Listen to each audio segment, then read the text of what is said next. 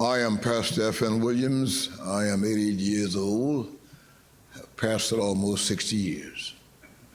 I have fought for civil rights and equal justice for many years.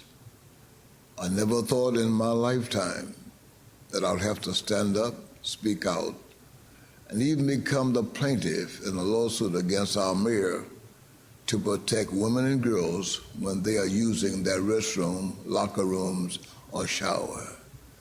It seems as if common decency and common sense is being replaced by nonsense. Who would have thought that at the highest level of our government, we have to debate whether biological males should be allowed into women's restrooms, locker rooms, and showers? That's why we are speaking out in favor of Senate Bill 6 for Texas. It's time for all of Texas to protect women and children in their most private settings.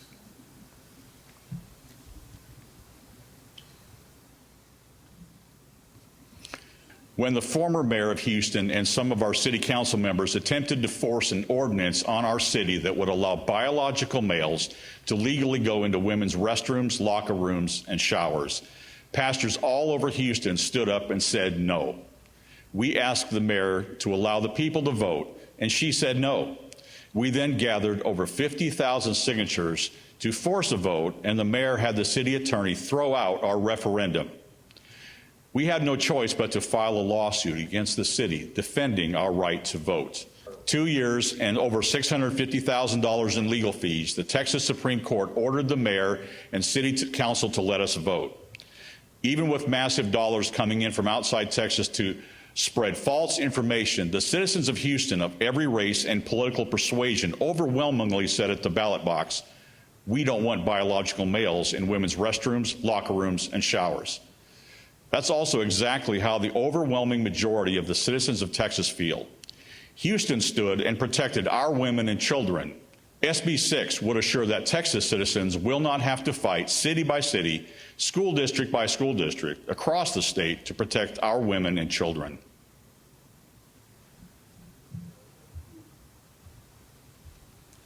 And in the process, the mayor attempted to intimidate and silence our voice, retaliate by subpoenaing the sermons and 16 other categories of 5 Houston pastors who were not even part of the lawsuit, attempt to chill our voice of all the pastors. I'm one of the original boat people who fled the communists of Vietnam, where we have that happen very often. Our sermons were revealed and used to punish pastors. I was shocked to have that happen here in America. To the mayor's subpoena, the 5 of us immediately said, we would love for you to have our sermon, but not under the duress and intimidation of the subpoena. To the mayor and her subpoena, we say, no way. With the nation outcries against her action, she withdrew the subpoena, and we became known as Houston 5. Today, we are here along with groups of pastors who stand with us to say, not only do the citizens of Houston do not want the biological male in women's restroom, locker room, and showers, neither do the citizens of the state of Texas.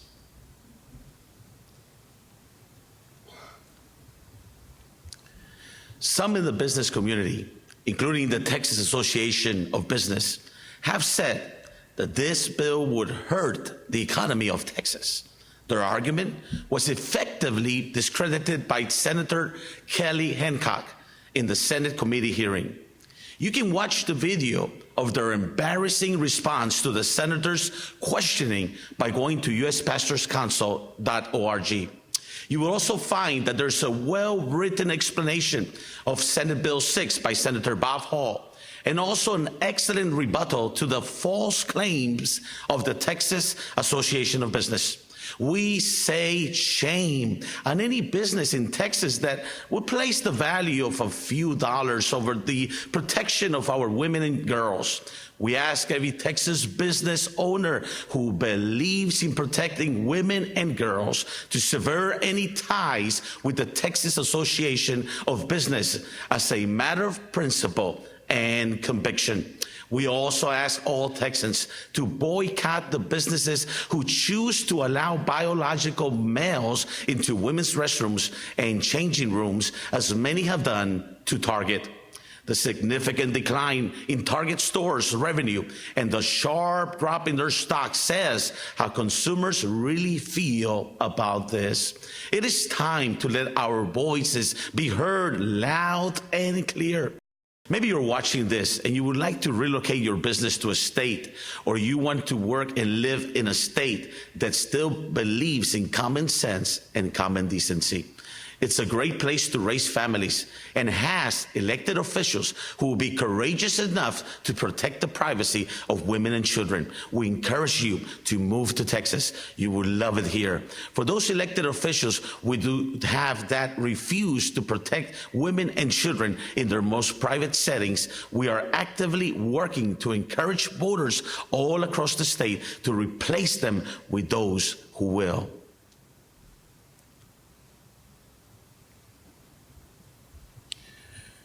This is not a political issue. It's an issue of privacy, protection, and common decency. We commend Lieutenant Governor Dan Patrick for leading the charge on SB 6 and Senator Lois Colhurst for authoring this bill. We commend the 21 Texas senators who voted for SB 6 in the Senate, including the 5 from the greater Houston area: Lois Colhurst, Paul Bettencourt, Joan Huffman, Brandon Creighton, and Larry Taylor, while commending those who have voted to protect women and girls in the privacy of their restrooms, locker room, and showers. We also want to chastise the 10 senators who voted against SB 6, including 3 from the greater Houston area: John Whitmire, Sylvia Garcia, and Boris Miles. As legislators from Houston, you know exactly how the citizens of Houston feel about this because of the way we voted.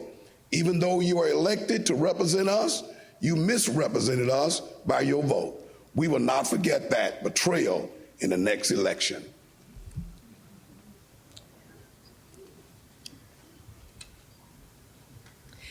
This bill should have passed the Texas Senate unanimously with no debate.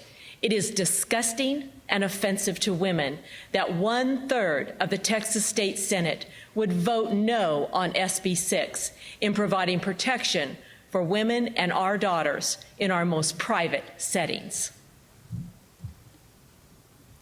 Just as former Mayor Parker of Houston became known as the bathroom mayor for attempting to force men in women's restrooms upon the citizens of Houston, we have come up with an award that we sincerely hope will become a part of your legacy, and that the people of Texas will remember you by. We are calling it the Texas Toilet Seat Award. We want to make this presentation today to the 10 senators who would not stand up to protect women and girls. Ladies. We say, shame on you for not voting to protect women and girls in our most private of all settings.